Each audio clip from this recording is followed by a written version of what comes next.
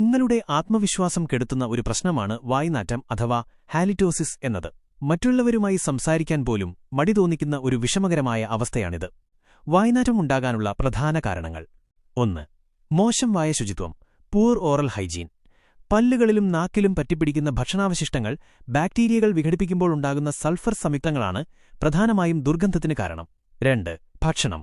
ഉള്ളി, വെളുത്തുള്ളി, ചില മസാലകൾ തുടങ്ങിയവ കഴിച്ച ശേഷം അവ ദഹിച്ച് രക്തത്തിൽ കലർന്ന് ശ്വാസകോശത്തിലെത്തി ശ്വാസത്തിലൂടെ പുറത്തുവരുമ്പോൾ വായ്നാറ്റമുണ്ടാക്കുന്നു.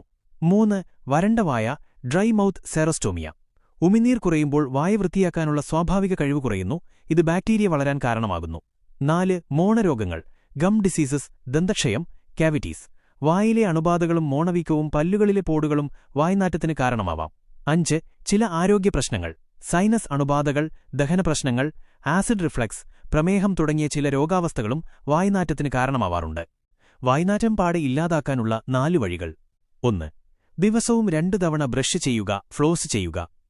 കുറഞ്ഞത് 2 മിനിറ്റ് നേരം ഫ്ലൂറൈഡ് അടങ്ങിയ പേസ്റ്റ് ഉപയോഗിച്ച് രാവിലെയും രാത്രി കിടക്കുന്നതിനു മുൻപും ബ്രഷ് ചെയ്യുക. ദിവസവും ഒരിക്കൽ ഫ്ലോസ് ഉപയോഗിച്ച് പല്ലുകൾക്കിടയിലെ അഴുക്കുകൾ നീക്കം ചെയ്യുന്നത് ബാക്ടീരിയയെ നിയന്ത്രിക്കും. 2. നാവ് വൃത്തിയാക്കുക. ദുർഗന്ധമുണ്ടാക്കുന്ന മിക്ക ബാക്ടീരിയകളും നാക്കിലാണ് കാണപ്പെടുന്നത്.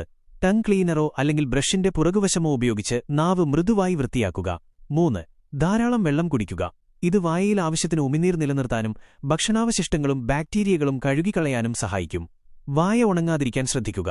4. പതിവായുള്ള ദന്തപരിശോധന.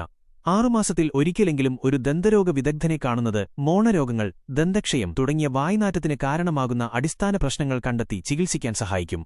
ഈ പറഞ്ഞ കാര്യങ്ങൾ നിങ്ങൾക്ക് ഉപകാരപ്പെട്ടു എന്ന് കരുതുന്നു. ഈ ചാനൽ പുതുതായി തുടങ്ങിയതാണ്. വീഡിയോകൾ കണ്ടിഷ്ടപ്പെട്ടെങ്കിൽ ലൈക്ക് ചെയ്യാനും സബ്സ്ക്രൈബ് ചെയ്ത് ഞങ്ങളോട് സഹകരിക്കാനും അഭ്യർത്ഥിക്കുന്നു.